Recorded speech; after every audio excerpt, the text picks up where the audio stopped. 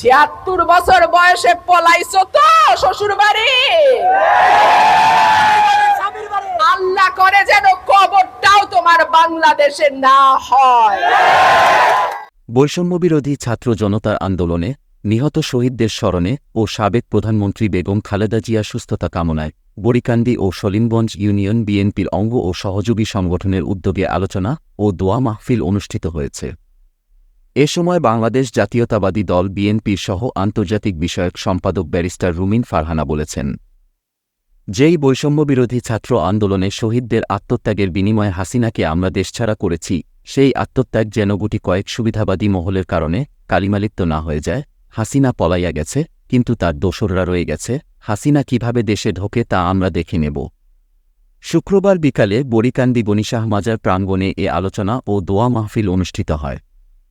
গত একাদশ জাতীয় সংসদ নির্বাচনে ব্রাহ্মণবাড়িয়া ৫ সংসদীয় আসনে বিএনপির মনোনীত প্রার্থী কাজী নাজমুল হোসেন তাপসের সভাপতিত্বে ও উপজেলা বিএনপির নেতা অ্যাডভোকেট আনিসুর রহমান মঞ্জুর সঞ্চালনায় প্রধান অতিথি ছিলেন কেন্দ্রীয় বিএনপির সহ আন্তর্জাতিক বিষয়ক সম্পাদক ব্যারিস্টার রুমিন ফারহানা।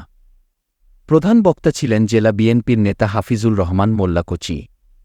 বিশেষ বক্তা ছিলেন জহিরুল হক খোকন।